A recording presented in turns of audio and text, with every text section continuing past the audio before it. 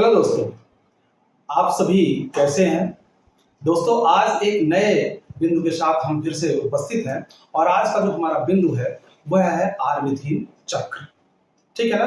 तो आर्निथीन चक्र यह किससे संबंधित है? हम अभी जो पाठ पढ़ रहे हैं वो कौन सा पाठ है? ये उत्सर्जन से संबंधित है, यानी जो प्राणियों में उत्सर्जन की क्रिया होती है उस क्रिया से संबंधित है। दोस्तों, पिछली वीडियो में हमने उत्सर्जी पदार्थ के आधार पर जीवों के प्रकार के बारे में पढ़ा था और उसमें से जो पहला प्रकार था वो क्या था? अमीनोटेलिक प्राणी। दूसरा जो था वो यूरियोटेलिक प्राणी और तीसरा जो था यूरिकोटेलिक प्राणी।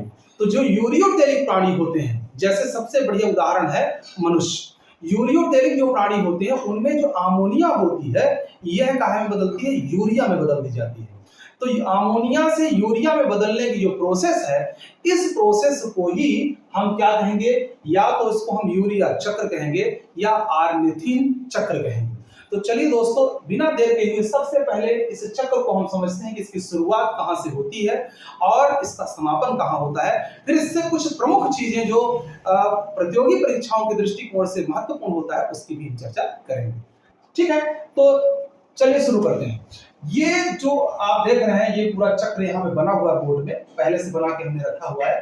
तो चलिए शुरू करते हैं यहाँ से कि अमोनिया जो है, ये दो प्रोडक्ट आप देख रहे हैं, अमोनिया और दूसरी तरफ कार्बन डाइऑक्साइड आप देख रहे हैं। जो अमोनिया है ये कहाँ से आती है? तो दोस्तों, पाचन की क्रियाओं में जब हमने पढ़ा था तो उसमें ये हमको जानकारी हुई थी कि जो प्रोटीन होता है अंततः अमोनिया में टूटता है। ठीक है, अमीनो एसिड के बाद अमोनिया, ठीक है ना। तो ये प्रोटीन से आता है अमोनिया और कार्बन डाइऑक्साइड जो आता है ये कार्बोहाइड्रेट से आता है। ठीक है ना। इतना शार्ट में हम आपको बता रहे हैं कि ये प्रोटीन से आ रहा है और ये कहां से आ रहा है? ये कार्बोहाइड्रेट से आ रहा है। दोनों की पाचन की क्रियाओं के दरमियान ये दो अलग अलग पदार्थ यहाँ पे प्राप्त हो रहे हैं। अब ये दोनों आपस में क्रिया करते हैं, ठीक है ना, 2 एटीपी ऊर्जा के साथ। यानी ये 2 एटीपी ऊर्जा के साथ जब आपस में क्रिया करते हैं तो बन जाता है कार्बोमाइल फास्फेट। ठीक है ना, ये प्रोडक्ट बन जाता है कार्बोमाइल फास्फेट। ध्यान रखना, ये पहला स्टेप हो गया। ठीक है, ये पहला स्टेप हो गया कि अमोनिया और कार्बन डाइऑक्साइड 2 एटीपी की उपस्थिति में, यानी यहाँ पे ऊर्जा लग रही है, 2 एटीपी की उपस्थिति में कार्बोमाइल फास्फेट बनाते हैं। ठीक है ना। अब कार्बोमाइल फास्फेट जो बन गया है, ये कार्बोमाइल फास्फेट जो है आर्निथीन के साथ क्रिया करेगा।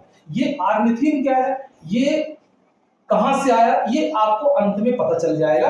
तो अभी फिलहाल इतना जान लीजिए आप कि जो कार्बोमाइल फास्फेट है यह आर्निथीन के साथ मिल करके और क्या बनाता है? यहाँ पे सिट्रुलिन बनाता है, सिट्रुलिन। ठीक है।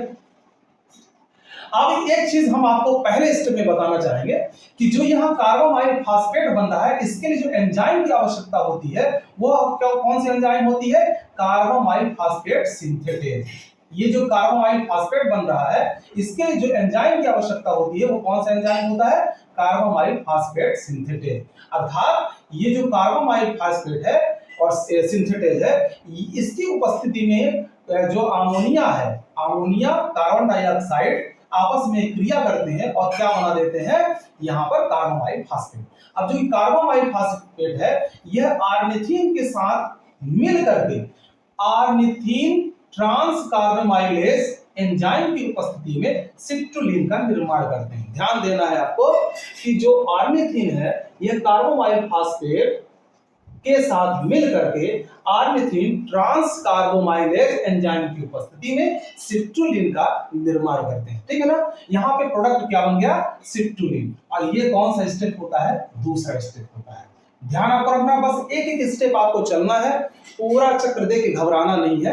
एक एक स्टेप लेके चलेंगे तो आपको समझ में आ जाएगा कि इसको याद रखना या इसको लिखना कितना आसान है। ठीक है ना। अब यहाँ पर सिट्रुलिन हो गया, तो अभी क्या है? पहला स्टेप हो गया, दूसरा स्टेप हो गया। अब आगे की क्रिया क्या हो रही है? जो सिट्रुलिन होता है, ठीक है ना, यह किसके साथ? यह एस्पार्टिक एसिड के साथ। चूंकि एस्पार्टिक एसिड भी क्या है? एक एमिनो एसिड है। ठीक है ना। तो इसके साथ एटीपी की उपस्थिति में, ठीक है ना, सिट्रुलिन जो होता है एस्पार्टिक एसिड के साथ मिलकर के एटीपी की उपस्थिति में आर्जिनोसक्सिनिक एसिड सिंथेटेज, ये एक एंजाइम है।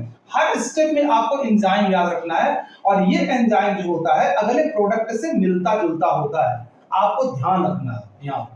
ठीक है ना।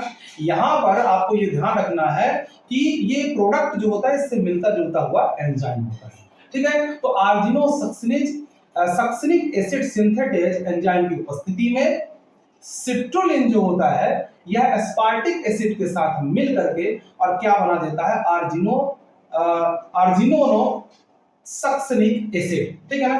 आर्जिनिनो सक्सिनिक एसिड ये बन गया प्रोडक्ट हमारा, ठीक है ना। अब यहां से अब जब हम आगे की ओर चलते हैं तो ये कौन सा स्टेप हो गया, ये तीसरा स्टेप है, ठीक है। आर्जिनिनो सक्सिनेट एसिड जो होता है यह आर्जिनिनो सक्सिनेज एंजाइम की उपस्थिति में दो बराबर भागों में टूट जाता है, अर्थात दो प्रोडक्ट ये बनाता है। एक कौन सा होता है, एक होता है आर्जिनिन, ठीक है, और दूसरा होता है फ्यूमेरिक एसिड, ठीक है। तो आर्जिनिन जो होता है यह चक्र को आगे की ओर बढ़ाता है। तो ये कौन सा स्टेप हो गया, चौथा स्टेप हो गया, चौथा स्टेप। तो आर्जिनिन बना और फ्यूमेरिक एसिड बना। आर्जिनिन जो होता है इस चक्र को आगे बढ़ाता है और जो फ्यूमेरिक एसिड होता है यह पुनः कहां, सिट्रोलिन के साथ मिल करके और आर्जिनो सक्सिनिक एसिड सिंथेटेज की उपस्थिति में आर्जिनिनो सक्सिनिक एसिड बनाने में फिर से उपयोग कर लिया जाता है। मतलब ये फिर से ये रिसाइकिल करने के लिए ये काम आ जाता है। तो फ्यूमेरिक एसिड यहां पर मिल सकता है और मिलकर के इस प्रक्रिया को आगे बढ़ा सकता है, ठीक है। आर्जिनिन जो होता है यह प्रक्रिया को आगे बढ़ाएगा और यह पानी के साथ क्रिया करता है, अर्थात यहाँ पे पानी जुड़ता है H2O, यहाँ पे प्लस होगा, ऐड होगा और क्या बनाएगा, पुनः आर्जिनिन जो होता है दो उत्पादों में टूटता है। एक है आर्निथीन, पहला इसका प्रोडक्ट क्या हो गया आर्निथीन, और दूसरा क्या हो गया यूरिया। यूरिया लीवर से अलग कर लिया जाता है, ठीक है। और जो आर्निथीन जो होता है यह आर्निथीन पुनः इस चक्र को दोबारा करने के लिए और फिर से उपयोग कर लिया जाता है। तो लास्ट में हमने आपको बताया, शुरुआत में हमने आपको बताया था कि अंतिम में आपको पता चलेगा कि आर्निथीन कहां से आता है। तो एक्चुअली में आर्निथीन जो होता है यह इस पूरे चक्र का अंतिम उत्पाद होता है जो यूरिया के साथ सह उत्पाद के रूप में इसी चक्र में प्राप्त होता है, जो आगे फिर से यूरिया बनाने में उपयोग कर लिया जाता है। तो इस प्रकार से पांचवा स्टेप ये जो है, ये कौन सा स्टेप हो गया, पांचवा स्टेप। तो 5 स्टेप इसके हो गए। एक बार पुनः जल्दी से हम आपको बता दें कि फटाफट इसको याद कैसे रखें। तो आपको ध्यान रखना है कि इसकी शुरुआत कहां से होती है, अमोनिया और कार्बन डाइऑक्साइड से होती है। तो अमोनिया और कार्बन डाइऑक्साइड जो होते हैं यह दोनों क्या होते हैं, कार्बामाइल फास्फेट सिंथेटेज की उपस्थिति में एटीपी के साथ क्रिया करके कार्बामाइल फास्फेट बनाते हैं। और कार्बामाइल जो फास्फेट होता है यह आर्निथीन के साथ मिलकर के आर्निथीन ट्रांस कार्बोमाइलेज एंजाइम की उपस्थिति में सिट्रोलिन बनाता है। दूसरा स्टेप हो गया, सिट्रोलिन एटीपी की उपस्थिति में एस्पार्टिक एसिड के साथ क्रिया करके आर्जिनो सक्सिनिक एसिड सिंथेटेज एंजाइम की उपस्थिति में आर्जिनिनो सक्सिनेज एसिड बनाता है, जो तीसरा स्टेप हो गया। आर्जिनिनो सक्सिनिक एसिड जो होता है यह आर्जिनिनो सक्सिनेज एंजाइम की उपस्थिति में दो भागों में टूटता है, आर्जिनिन और फ्यूमेरिक एसिड। फ्यूमेरिक एसिड पुनः सिट्रोलिन के साथ उपयोग में कर लिया जाता है और जो आर्जिनिन होता है चक्र को आगे बढ़ाता है और यह पानी से क्रिया करता है, जल से क्रिया करके, और यह कहां क्या बनाएगा, दो भागों में पुनः टूटेगा, यूरिया और आर्निथीन। तो यूरिया को बाहर कर लिया जाएगा, ये उत्सर्जी पदार्थ है, ठीक है ना, और आर्निथीन पुनः यूरिया उत्पादन में चक्र को आगे की ओर बढ़ाएगा, ठीक है। तो इस प्रकार से इसके 5 स्टेप समाप्त होते हैं। अब इसकी मोटी मोटी और विशेष बातें हम आपको बताना चाहेंगे जो बहुत ही महत्वपूर्ण है, ध्यान देने की जरूरत है। सबसे पहली बात तो ये है पहले नंबर पर कि इसके 3 नाम है, ध्यान देना है, किसी नाम से पूछा जा सकता है। पहला क्या है, आर्निथीन साइकिल, पहला नाम जो इसका है आर्निथीन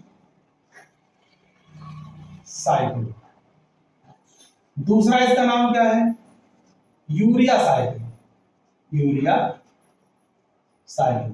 और तीसरा नाम जो है इसका क्या है, क्रेब्स हैंसलेट, ठीक है ना। तो क्या है, क्रेब्स हैंसलेट साइकिल यानी चक्र।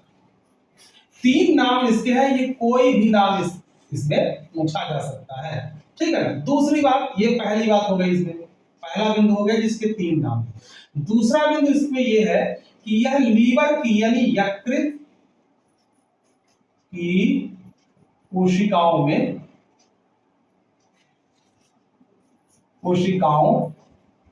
में पूर्ण होता है,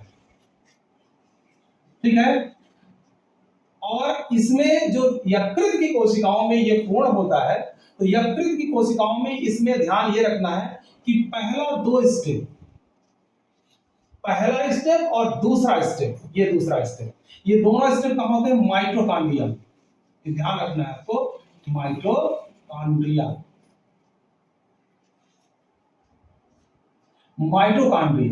ठीक है। तो माइटोकॉन्ड्रिया में ये दो स्टेप होते हैं। पहला एक तो है कार्बोनाइल फॉस्फेट बनना और दूसरा है सिट्रुलिन बनना।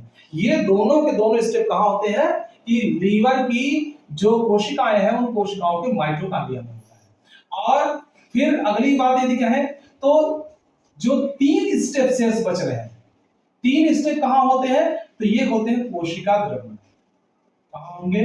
कोशिका द्रव्य, ठीक है। ये बात आपको ध्यान रखना है। तो ये तो बातें हो गई कहेगी कि यह इसके नाम क्या है और यकृत कोशिकाओं में यह कितने स्टेप में होता है, ठीक है। ये आपको पूरा ध्यान रखना है। अच्छा, इसका उत्पाद भी पूछा जा सकता है कि इसमें अंतिम उत्पाद कहां से कैसे होता है, पूर्ण कैसे होता है, या जो उत्पाद निकल रहे हैं वो उत्पाद कौन कौन से हैं? अंतिम उत्पाद आपको ध्यान रखना है, यूरिया और आर्निथीन। ये अंतिम उत्पाद है। आर्निथीन पुनः चक्र में उपयोग कर लिया जाता है और यूरिया को पृथक कर लिया जाता है। और अब सबसे महत्वपूर्ण इसमें बात क्या है कि इसकी खोज किसने किया? तो 2 वैज्ञानिक इसमें आते हैं। एक है क्रेब्स और हेंसलिट ने 1932 में किया। कब किया? 1932 में किया। तो ये जो आपका यूरिया चक्र है या आर्निथीन चक्र है, इसको आर्निथीन आर्जिनिन चक्र भी कहते हैं। तो आर्निथीन चक्र है या यूं कहें कि क्रेब्स हेंसलिट चक्र है। ये चक्र जो होता है यह 1932 में क्रेब्स हेंसलिट के द्वारा खोजा गया था, ठीक है। इसकी कुछ मोटी बातें हम आपको बता दी। इसमें जो ऊर्जा का उपयोग इसकी शुरुआत करने के लिए ऊर्जा की आवश्यकता भी होती है, जो एटीपी के रूप में उपयोग कर ली जाती है, ठीक है ना। और लास्ट में जो उत्पादन इसका होता है वो यूरिया के रूप में होता है, जो कहां से यकृत की जो कोशिकाएं हैं उनसे यूरिया को पृथक करके और क्या कर लिया जाता है, यहां से यूरिया को बनाने के पश्चात इसको उत्सर्जी पदार्थ के रूप में शरीर से बाहर किया जाता है। ये तो बात हो गई काहे क्रेब्स हेंसलिट चक्र या यूरिया चक्र के बारे में। दोस्तों, इसी तरह से इंटरेस्टिंग टॉपिक या बिंदु लेकर के हम आते रहेंगे। आपको यदि हमारा वीडियो अच्छा लगता है तो आप देखें, लाइक करें, कमेंट करें, सब्सक्राइब करें, क्योंकि ये टोटल फ्री ऑफ कॉस्ट है। इसका कोई शुल्क, कोई भी पैसा इसका नहीं लगेगा, इसलिए इसको देखें और हमें सपोर्ट करें। धन्यवाद।